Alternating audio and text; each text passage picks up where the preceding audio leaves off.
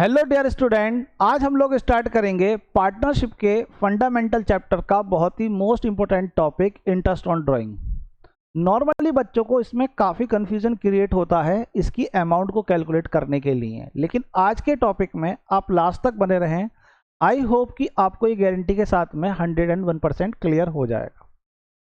आपके पास में जब भी हम पार्टनरशिप की बात करते हैं तो हमारे पास दो तरीके के एग्रीमेंट की बात होती है। एक ओरल एग्रीमेंट, यानी कि जब हमने कोई एग्रीमेंट करा ही नहीं है, बस वर्बली तौर पर हमने बात कर ली, और दूसरा हमारे पास में होता है एक हमारे पास में रिटर्न एग्रीमेंट, जिस रिटर्न एग्रीमेंट को हम बोलते हैं पार्टनरशिप डीड। अगर हमारे पास ओरल एग्रीमेंट है तो उसके अकॉर्डिंगली हम इंटरेस्ट ऑन ड्राइंग चार्ज नहीं करते। रीज़न है क्योंकि लिखा ही हुआ नहीं है। सेकंड, अगर हमारे पास रिटर्न एग्रीमेंट है और पार्टनर अपने पर्सनल यूज़ के लिए बिजनेस से कुछ मनी विड्रॉल करता है तो कितना उसको रेट ऑफ इंटरेस्ट के हिसाब से फर्म को इंटरेस्ट पेड करना है, उसे हम बोलते हैं पार्टनरशिप डीड के अकॉर्डिंगली जो डेटा लिखा हुआ होता है वो रिटर्न एग्रीमेंट हुआ। सेकंड, इसके लिए हमारे पास में पहली चीज़ को आप क्लियर करिए कि इसकी क्या जर्नल एंट्री हम बनाएंगे और इसकी पोस्टिंग किस साइड करेंगे। तो नॉर्मली अगर हम इसकी जर्नल एंट्री की बात करें तो आपके पास में दो मेथड होते हैं। एक जिसे आप बोलते हो फिक्स मेथड, और फिक्स मेथड के अकॉर्डिंग आप क्या करते हैं, दो अकाउंट बनाते हैं। एक बनाते हैं आप पार्टनर का कैपिटल अकाउंट और सेकंड बनाते हैं पार्टनर का करंट अकाउंट। दूसरा हमारे पास मेथड होता है जिसे हम बोलते हैं फ्लैक्चुएट मेथड, और इसके अकॉर्डिंगली केवल आप एक ही अकाउंट मेंटेन करते हैं जिसका नाम होता है आपके पास में पार्टनर कैपिटल अकाउंट। तो यहां पर दो अकाउंट बनाते हैं, एक पार्टनर का कैपिटल अकाउंट और दूसरा हम बनाते हैं पार्टनर का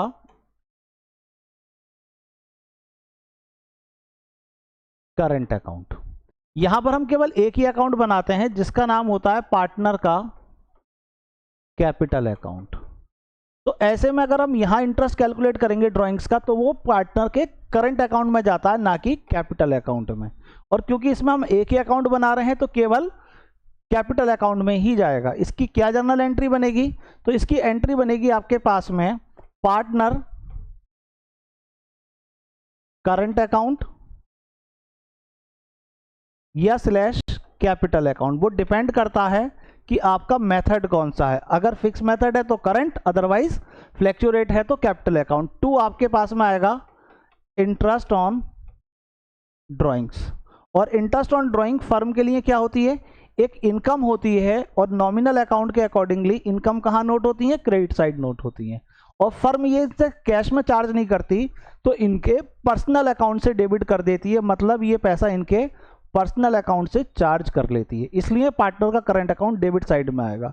और ये बिजनेस की इनकम है तो ये इनकम ईयर के एंड में, क्योंकि चार्ज भी हम ईयर के एंड में ही करते हैं और उसी डेट में हम ट्रांसफर कर देते हैं profit and loss appropriation account में। तो सेकंड एंट्री हमारे पास बन जाएगी interest on drawings account debit. To आपके पास में आ जाएगा profit and loss appropriation account. ये आपके पास में एंट्री बन जाएगी। और हम चाहें तो इन दोनों एंट्रियों की जगह रिप्लेस कर कर एक एंट्री भी बना सकते हैं। तो वो एंट्री हो जाएगी आपके पास में partner current slash capital account debit. To आपके पास में क्या आएगा, यहां आएगा to profit and loss appropriation account. ये आपके पास में इन दोनों एंट्री की जगह ये ऑल्टरनेट एंट्री बन सकती है। वैलिड है 101%। आप चाहो तो दो बना लो, आप चाहो तो एक बनाओ। सेकंड चीज, अब हम बात करते हैं अपने कॉन्सेप्ट की। तो देखिए, पार्टनर या तो रेगुलर बेसिस पर अमाउंट को विड्रॉल करता है या पार्टनर हमारे पास में इन रेगुलर बेसिस पर करता है। मतलब जब उसको जरूरत है तब वो पैसा निकाल रहा है, और जिस टाइम पर उसे जरूरत है और जितने अमाउंट की उसको जरूरत है इतना पैसा वो निकाल रहा है। सेकंड, अगर वो रेगुलर निकाल रहा है कि नहीं जी मुझे तो हर महीने एवरी मंथ पर 10,000 चाहिए, या आप एक काम करिए 20,000 रुपीज एवरी क्वार्टर में मुझे दे दीजिए, तो यहां पर आपके पास एक फिक्स अमाउंट है। और सेकंड आपके पास में जो है जो टाइम इंटरवल है वो भी एक इक्वल टाइम इन डिफरेंस है। तो ऐसे में उस मेथड को हम बोलते हैं रेगुलर मेथड। तो अगर रेगुलर मेथड पर वो विड्रॉल कर रहा है तो हम इसका एक ही फॉर्मूले के थ्रू कैलकुलेट कर लेते हैं इंटरेस्ट ऑन ड्राइंग। तो इंटरेस्ट ऑन ड्राइंग का यहाँ पर फॉर्मूला रेगुलर बेसिस पर बन जाता है टोटल ड्राइंग मतलब पूरे साल में उसने कितनी बार ड्राइंग्स करी है, तो इसे बोलेंगे टोटल ड्राइंग। मल्टीप्लाई इंटरेस्ट का रेट कितना है उसका, तो इंटरेस्ट रेट का डिवाइड किससे करते हैं, हमेशा 100 से। और मल्टीप्लाई हमारे पास में क्या आएगा, आपका एवरेज पीरियड। ये आपको ध्यान रखना है, यहाँ पर कौन सा पीरियड आएगा, आपका एवरेज पीरियड आएगा। और एवरेज पीरियड के डिवाइड में कितना होगा, हमेशा 12 होगा, क्योंकि हमारा पर एनम के हिसाब से रेट होता है। टोटल ड्राइंग अगर वो मंथली निकाल रहा है और 2000 रुपीज निकाल रहा है, तो 2000 मल्टीप्लाई 12, क्योंकि मंथली निकाल रहा है तो पूरे साल में कितने टाइम निकालेगा, टोटल निकालेगा 12 टाइम्स, तो इसलिए 12 से मल्टीप्लाई कर दिया। अगर मान लीजिए वो क्वार्टरली निकाल रहा है, तो एक क्वार्टर में कितने होते हैं, तो ये तो हुआ मंथली की बेस पर। क्वार्टरली बेस पर आप आओ तो कितने होते हैं, तो एक ईयर में 4 क्वार्टर होते हैं। और मान लीजिए चारों क्वार्टर में उसने विड्रॉल करा है, तो आपके पास में मान लीजिए वो कर रहा है 2000 रुपीज़ ही, तो कितने टाइम निकालेगा वो, 4 टाइम, तो टोटल ड्राइंग हो जाएगी यहाँ 8000 रुपीज़। और अगर वो हाफ ईयरली निकाल रहा है, मतलब साल में 2 बार निकाल रहा है, तो हाफ ईयरली की बेसिस पर अगर हम देखें तो आपके पास कितना आ जाएगा, 2000 मल्टीप्लाई 2, क्योंकि वो पूरे साल में कितने टाइम निकालेगा, 2 टाइम निकालेगा। और अगर रेगुलर निकाल रहा है और मंथली बेसिस पर 6 महीने के बाद अगर हम इंटरेस्ट कैलकुलेट कर रहे हैं, तो यहाँ 12 की जगह 6 हो जाएगा। अगर 9 मंथ के बाद हम इंटरेस्ट कैलकुलेट कर रहे हैं, तो यहाँ 12 की जगह 9 हो जाएगा, ये चेंज आएगा। इंटरेस्ट रेट हमेशा आपके पास क्वेश्चन में क्या होगा, गिवन होगा, ये आपके पास में हमेशा क्या होगा, गिवन होगा। और लास्ट पॉइंट आपके पास जो एवरेज पीरियड है वो आपको निकालना पड़ेगा। तो एवरेज पीरियड का क्या फॉर्मूला बनेगा आपके पास में, तो एवरेज पीरियड का फॉर्मूला आपके पास में होता है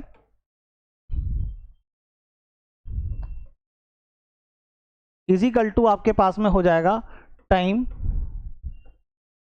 लेफ्ट आफ्टर फर्स्ट ड्राइंग। पहली ड्राइंग के बाद आपका टाइम लेफ्ट क्या हुआ। अब टाइम लेफ्ट का मतलब क्या हो गया, यहां पर कैसे निकालना है, तो देखो पहली ड्राइंग उसने कब करी, जब, क्योंकि रेगुलर बेस पे निकाल रहा है तो 1 अप्रैल को करेगा। अगर मान लीजिए बिगिनिंग में कर रहा है तो 1 अप्रैल को पैसा निकाला उसने। और उसके बाद हम इंटरेस्ट किस डेट पे कैलकुलेट करें, जिस डेट पे कर रहे हैं। नॉर्मली ईयर के एंड में होता है 31 मार्च को, तो अप्रैल से लेकर 31 मार्च तक कितना टाइम लेफ्ट हुआ, तो मान लीजिए एग्जाम्पल के लिए में 12 हुआ, 12 ही तो होगा वैसे भी, अप्रैल टू मार्च लगाओगे तो 12 हुआ। तो ये टाइम लेफ्ट हुआ आपके पास पहली ड्राइंग का। और दूसरा हमें करना है प्लस कर इसी में time left after last drawing, जो सबसे लास्ट वाली ड्राइंग करी है रेगुलर बेसिस पर, जो सबसे लास्ट करी है। अब देखिए लास्ट कब करेगा, जिस मंथ में आप इंटरेस्ट कैलकुलेट कर रहे हो, मतलब लास्ट मंथ कौन सा होगा ईयर के एंड का, मार्च। तो मार्च की अगर 1 मार्च को कर रहा है, तो 1 मार्च से 31 मार्च तक पूरा एक ही महीना हुआ। तो यहां पर टाइम लेफ्ट हुआ लास्ट वाली का +1, कितना हो जाएगा आपके पास में, +1 हो जाएगा। और यहां डिवाइड कर देंगे हम कितने से, 2 से। तो यहां डिवाइड कर दिया मैंने 2 से, तो यहां आ जाएगा 13 डिवाइडेड बाय 2, दैट इज मेरे पास में 6.5। सबसे बेटर तरीका है कि आप इस फॉर्मूले को याद रख लीजिए एवरेज पीरियड के लिए, और हमेशा इसके बेस में 12 ही आना है, 12 के अलावा कुछ नहीं आएगा। तो ये आप ध्यान में रखिए कि आपने ये करा है तो किस तरीके से हमारे पास ये फॉर्मूला बनेगा रेगुलर बेसिस पर। और रेगुलर बेसिस पर क्या क्या चीजें हो सकती हैं, तो देखिए आपके पास में जैसे ये कह रहा है बिगिनिंग ऑफ मंथ, यानी कि मंथ के बिगिनिंग में ही वो निकाल रहा है। कब देंगे, जैसे मान लीजिए आपकी सैलरी है, तो जी एम्प्लॉय को सैलरी एम्प्लॉयर कब दे रहा है, जैसे महीना शुरू होगा उसी दिन जी मैं आपको पैसा दे दूंगा स्टार्टिंग में मंथ के। या वो कह रहा है कि नहीं जी स्टार्टिंग में नहीं दूंगा, मैं तो एंड में दूंगा, पूरे महीने काम करो उसके बाद मैं आपको पैसा दूंगा, तो एंड ऑफ मंथ हो गया। और तीसरा वो कह रहा है कि नहीं जी ना आपकी ना मेरी, कंफ्यूजन क्रिएट हो रहा है, वो कह रहा है एडवांस दीजिए, वो कह रहा है कि एंड में दीजिए, तो चलो छोड़ो मिडिल में दे दूंगा, यानी कि 15 को दे दूंगा। तो किसी भी मंथ के 3 बेस बन सकते हैं, एक beginning of quarter, beginning of month, middle of month और एंड ऑफ मंथ। और मैंने यहां पर लिखा है आपके पास इंटरेस्ट ड्राइंग कैलकुलेट, किस डेट में कैलकुलेट कर रहा हूं, तो अगर उसने कहा है कि 6 महीने के बाद मेरा आपके पास में वो हो रहा है ईयर का एंड, तो 6 मंथ के बाद हो रहा है, तो 6 महीने के बाद मैं इंटरेस्ट कैलकुलेट कर रहा हूं। या अगर वो कह रहा है एंड में, मतलब आपके पास में 9 मंथ के बाद कह रहा है, तो 9 मंथ के बाद अगर कह रहा हूं तो 9 मंथ के बाद माना जाएगा। और अगर वो कह रहा है कि पूरे साल काम हुआ है और उसके बाद मार्च में मैं इंटरेस्ट कैलकुलेट कर रहा हूं, यानी कि 12 मंथ के एंड में कर रहा हूं, तो ये आपको ध्यान रखना, मंथ की बेस पर तीनों में से कोई भी पॉइंट बन सकता है। इसके अलावा भी वो कह सकता है, जैसे 1 जून से उसने स्टार्ट करा निकालना और मार्च के एंड तक उसने निकाला, तो आप जून का पहला महीना देखिए, तो जून में कब निकाला, मार्च में इंटरेस्ट कैलकुलेट कर रहे हैं, तो पूरे हो गए 10 मंथ, 1 जून टू 31 मार्च, और उसके बाद में लास्ट कब करेगा, वो मार्च में करेगा, तो 1 मंथ हो गया, तो 10 + 1 और डिवाइड कर दीजिए 2 से, एवरेज निकल कर आ जाएगा, क्योंकि एवरेज निकालना है। टोटल कितना होगा, 10 मंथ तक निकाला, तो आपके पास में हो जाएगा कितना, 10 इंटू, अगर मान लीजिए 5000 निकाल रहा है तो 10 मंथ तक निकाला, एवरी मंथ 5000 निकाल रहा है, तो टोटल 50,000 उसकी टोटल ड्राइंग हो गई। तो ये आपको ध्यान में रखना है कि पहला कब होगा, दूसरा कब होगा। एग्जाम्पल के मैं बता रहा हूँ, बिगिनिंग के मंथ में है तो देखिए 6 महीने के बाद कर रहा है, तो आपका मान लीजिए अप्रैल में निकाल रहा है और ईयर एंड हो रहा है, मान लेते हैं इस पर 30 सितंबर, तो अप्रैल टू 30 सितंबर आपके पास कितने हुए, 6 मंथ, और फिर सितंबर के बिगनिंग में निकाल रहा है, तो 1 मंथ वो हो गया आपके पास में, और डिवाइड करूंगा मैं 12 से, तो कितना आ जाएगा, 7 divided by 12, that is 3.5। Base में हमेशा 12 ही आना है। मिडिल में निकाल रहा है तो मंथ का मिडिल कितना हुआ आपके पास में, 6, आपके पास में 15 हुआ, तो आपके पास मान लीजिए 15 अप्रैल को कर रहा है वो, अप्रैल टू 30 सितंबर को कर रहा है वो, तो फिर कितना होगा आपके पास में, तो उसके हिसाब से आपके पास हो जाएंगे 5.5, काउंट कर लीजिए, आपके पास में यही आएंगे। दूसरा कब करेगा फिर, लास्ट 15 सितंबर को, और फिर इसी डेट में कर रहा है, तो कितना होगा 0.5, इन दोनों को ऐड कर लीजिए, तो यहाँ पर आप देखिए मिडिल में निकाल रहा है, तो यहाँ पर हो जाएगा 5.5 और प्लस आपके पास में हो जाएगा 0.5 और डिवाइडेड बाय 2 = 6 डिवाइडेड बाय 2, तो यहाँ आ जाएगा 3, और 3 का बेस रहेगा हमेशा 12। ये निकाल लीजिए, एंड में कर रहा है तो एंड में निकाल दीजिए। एवरेज निकालना सीखिए, बस ये क्लिक रखिए कि पहली ड्राइंग कब कर रहा है और लास्ट ड्राइंग कब कर रहा है, ये क्लिक होना चाहिए माइंड में। तो मंथ की बेस पे निकाल के देख लो, और आपके पास में 6 मंथ के एंड में, 9 मंथ के एंड में, या उसमें, ये तरीका आपका सबसे बेस्ट तरीका होता है। दूसरा क्या है कि अगर क्वार्टरली बेस पे कर रहा है, तो क्वार्टर में आप ये ध्यान रखिए कि एक साल में कितने क्वार्टर होते हैं, 4 होते हैं। अब क्वार्टर का बिगनिंग, तो शुरुआत की तो बात कर रहा है, तो पहला क्वार्टर का बिगनिंग 1 अप्रैल शुरू में ही निकालेगा ना, और ईयर का एंड कर रहे हैं हम 12 मंथ के बाद, यानी कि 31 मार्च को, तो अप्रैल टू 31 मार्च कितने मंथ होंगे, पूरे 12 मंथ होंगे। और लास्ट ड्राइंग कब करेगा वो, अब देखिए बिगिनिंग में निकाल रहा है, तो पहले तो निकालेगा वो अप्रैल में, अप्रैल के बाद फिर कब निकालेगा वो, तो निकालेगा उसके 3 महीने बाद, यानी कि जुलाई में, 1 जुलाई को, और उसके बाद कब निकालेगा, उसके 3 महीने बाद, मतलब अक्टूबर को, और अक्टूबर के बाद फिर कब निकालेगा वो, जनवरी को। फिर नहीं निकालेगा, क्योंकि जनवरी के बाद तो फिर मार्च आ गया, और उसके बाद निकालना है उसे अप्रैल, और अप्रैल अगला साल हो गया, तो फिर अप्रैल में निकाल रहा है, तो अप्रैल से मार्च तक देखो, तो जनवरी से, तो 1 जनवरी टू 31 मार्च कितने हो गए आपके पास में, 3। टोटल करेंगे आपके पास में, तो ये एवरेज बनेगा इसका 12 पहली मंथ का, और फिर 3 दूसरी वाली लास्ट वाली ड्राइंग का, टोटल 15 डिवाइड करा मैंने 2 से, तो कितना आएगा 7.5। तो इस तरीके से आपके पास निकल कर आ गया। मिडिल की बात कर रहा है क्वार्टर की, तो देखो मिडिल का मतलब हुआ कि जो पेयर है, 3 मंथ का पेयर है ना हमारा, तो 3 का आधा कर दो, कितना हो गया 1.5, यानी कि बिगिनिंग के स्टार्टिंग के 1.5 महीने बाद उसका मिडिल हो रहा है। 3 महीने का मिडिल तो वही हुआ ना, तो फिर कब निकालेगा वो, तो इसके अकॉर्डिंगली अगर मैं देखूं तो निकालेगा वो 15 मई को, और टू 31 मार्च, और लास्ट कब निकालेगा, तो जनवरी तो लास्ट वाले की थी, और इसके 1.5 महीने बाद 15 फरवरी, तो 15 फरवरी, और 2 हमारे पास में 31 मार्च। अब यहां से यहां तक के मंथ काउंट करोगे, तो काउंट कर कर देख लीजिए आपके पास कितने आएंगे, आपके पास आएंगे 10.5, और यहां करेंगे 15 फरवरी से मार्च तक, तो आएंगे 1.5, दोनों को ऐड कर लीजिए, हो गए 12, और 2 से डिवाइड करेंगे तो एवरेज पीरियड बनेगा 6, और 6 का बेस हमेशा क्या रहना है, 12 ही रहना है। ऐसी वो एंड में कह रहा है, तो एंड में अगर क्वार्टर के कह रहा है, तो अप्रैल के बाद 3 महीने बाद एंड होगा, यानी कि जून, तो जून की बात हो रही है यहाँ पर, तो हमारे पास में पहली ड्राइंग कब करेगा वो, जून में करेगा, तो जून में करेगा तो 30 जून टू 31 मार्च, ये हुआ, तो कितने मंथ हो गए यहाँ पर 9, और लास्ट कब करेगा, तो जनवरी का लास्ट वाली 4th क्वार्टर कब है, जनवरी, और जनवरी का एंड कब हो रहा है, मार्च में, यानी कि उसी डेट में जिस डेट में हम इंटरेस्ट भी कैलकुलेट कर रहे हैं, तो कितना आएगा आपके पास 0, तो कितना हो जाएगा 9 + 0 divided by 2 is equal to 4.5 और बेस हमेशा क्या रहना है 12 ही रहना है। तो क्वार्टर कह रहा है तो क्वार्टर की बेस पे निकाल दीजिए। ऐसे ही हाफ ईयरली अगर कहे तो साल में तो 2 बार निकालेगा ना।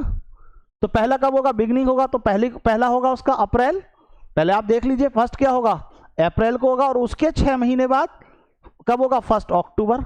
ये हुआ। तो पहली ड्राइंग कर रहा है बिगनिंग की अप्रैल में, तो अप्रैल का मतलब आपके पास में अप्रैल टू ईयर एंड हो रहा है 31 मार्च, तो पूरे हो गए 12। और फिर दूसरी ड्राइंग कब कर रहा है, और दूसरी ही लास्ट है अक्टूबर है, तो अक्टूबर 1 से लेंगे हम टू 31 मार्च तक, तो कितने हो जाएंगे 6। तो यहाँ हो जाएगा 12 + 6 divided by 2 that is 18 divided by 2 simplify करूंगा कितना आएगा 9। बेस हमेशा क्या रहना है 12 ही रहना है।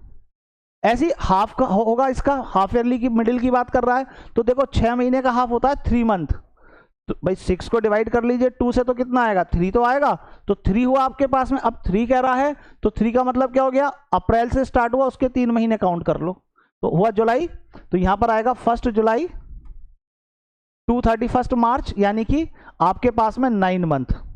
और फिर इसके दूसरा वाला अक्टूबर है, अक्टूबर के 3 महीने हुआ जनवरी, तो 1 जनवरी टू 31 मार्च कितने हो गए 3 मंथ, तो 9 + 3 और डिवाइड 2 कर दो तो निकल कर आ जाएगा। ऐसी एंड देखो तो 6 महीने बाद एंड हो रहा है, तो यानी कि 30 सितंबर को, तो यानी कि सितंबर खत्म एंड है, तो अक्टूबर 1 से 6 मंथ हो गए, और लास्ट वाली तो मार्च में है तो 0 हो गया, और डिवाइड करूंगा 2 से, तो 6 डिवाइडेड बाय 2 दैट इज 3।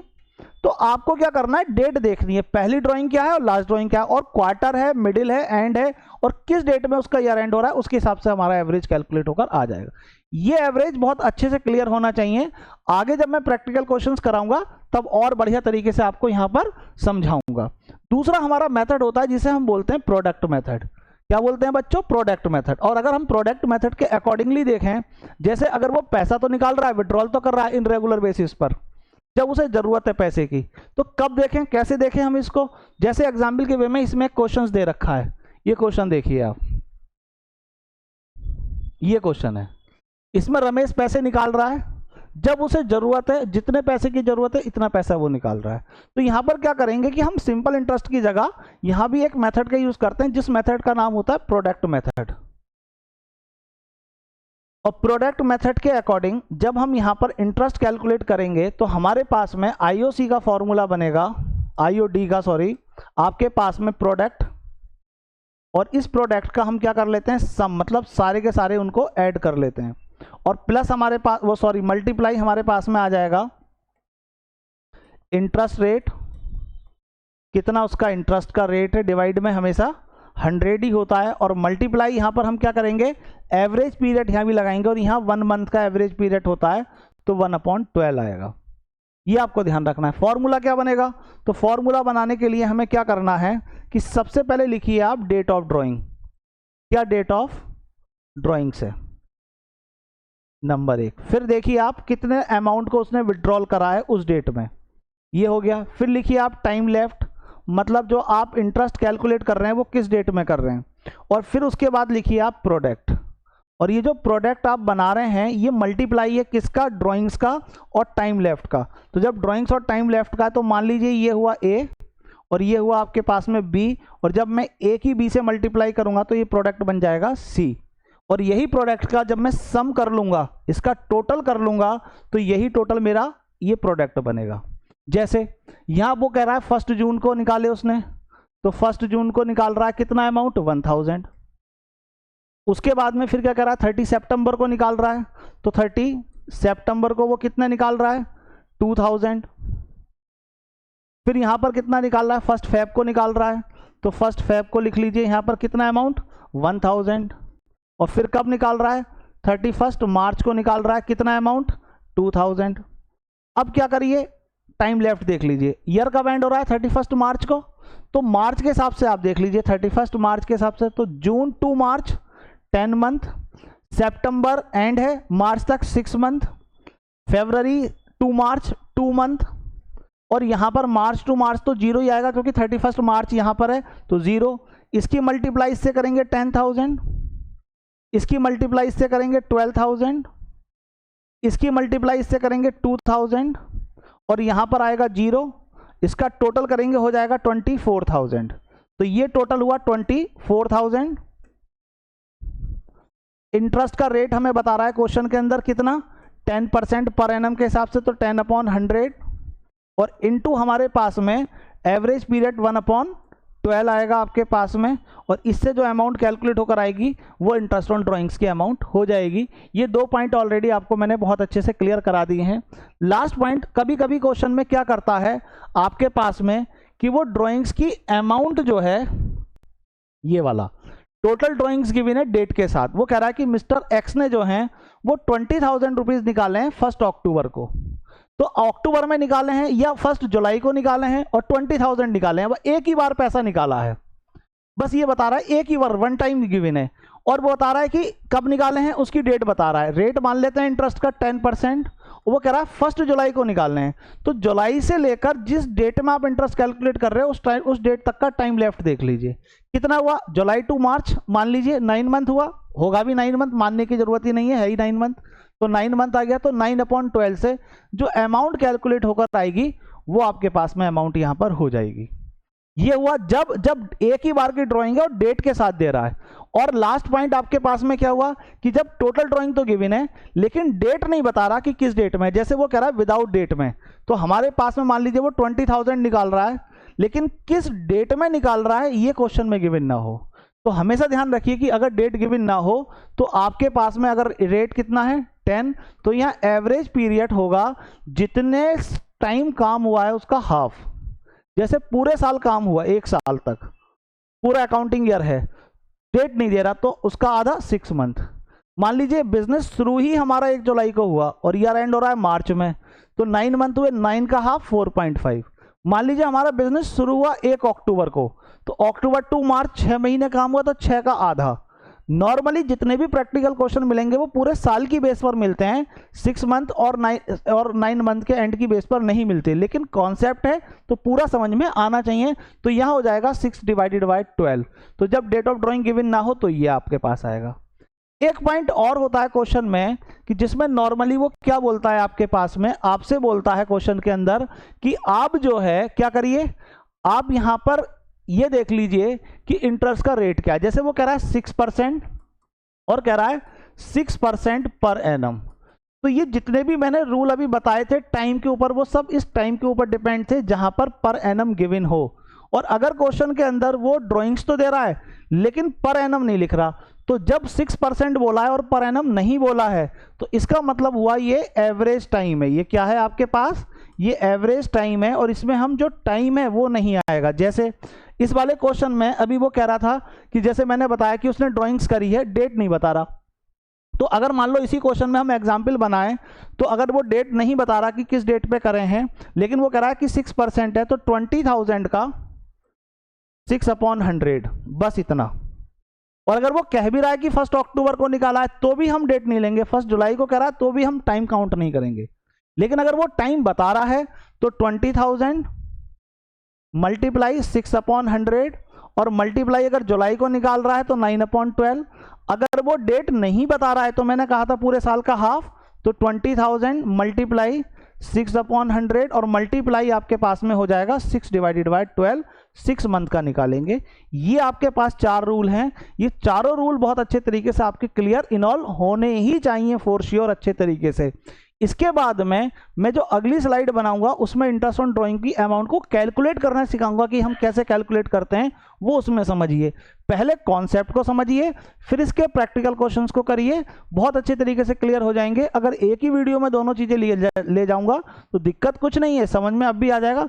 बच्चे को लगता है यार बड़ी लंबी वीडियो बना दी, लेकिन वीडियो लंबी हो या छोटी हो कॉन्सेप्ट समझ में आना चाहिए। रेस्ट कीजिए, थोड़ी देर बाद मेरी सेकंड वीडियो देखिए।